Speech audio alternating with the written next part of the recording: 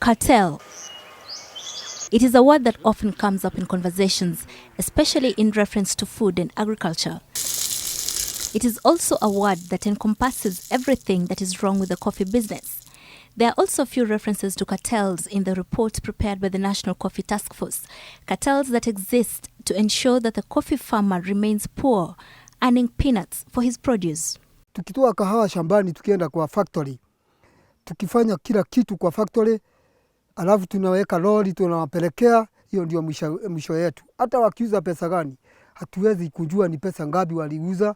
Wakituletea hata shilingi 10, hatuwezi kujua kama waliwapakiza 50. Mimi na bibi yangu sisi tuko kama watumwa.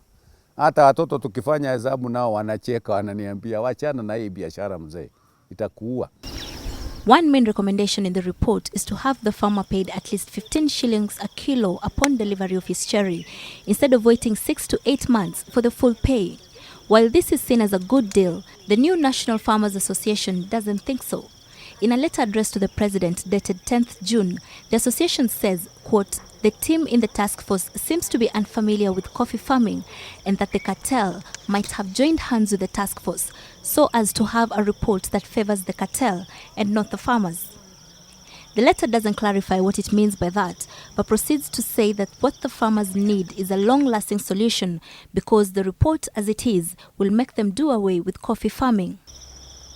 In a phone interview with NTV, Chairman Harrison Munyi said that the task force misreported the farmers' plight and that the report is 80% inaccurate. There are two main issues that the NFA disagrees with. One, the task force report wants the farmers paid an advance of 40%, which is an equivalent of 15 shillings per kilo.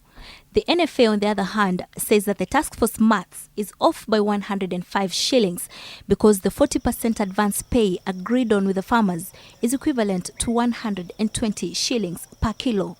Mimi kama nikiulizwa tupewe tu 50 shillings per kilo. 50 shillings per kilo ambaye pesa hawezi kosa, kahawa itaendelea. 2. The task force is recommending an overhaul of the Nairobi Coffee Exchange, which will see it transition into a commodities exchange, but giving the farmer power to present his own catalogue at the auction. This will remove the marketing agents and brokers from the chain and also give the farmer direct access to the dealers. The Farmers Association, on the other hand, will prefer to have the NCE completely done away with because it is controlled by cartels who discuss and fix prices on the floor. The problem is that they negotiate between the same parties. The dealer is sometimes the same marketer. Is that legal? Is what is happening. It is what is happening. What they do, they use different directors, but the company belongs to the same people. So let me tell you, it gets worse than that. So when they sit there and they negotiate between themselves, Zeynab negotiates with Zeynab and of course takes the lower price, then what happens? Zeynab puts the coffee onto the ship and it's destined where? All of them export coffee to Geneva. So you export the same product to yourself. So you become an importer of your coffee.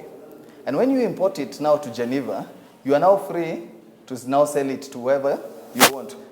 The new National Farmers Association is now threatening to go to court to have the task force report thrown out.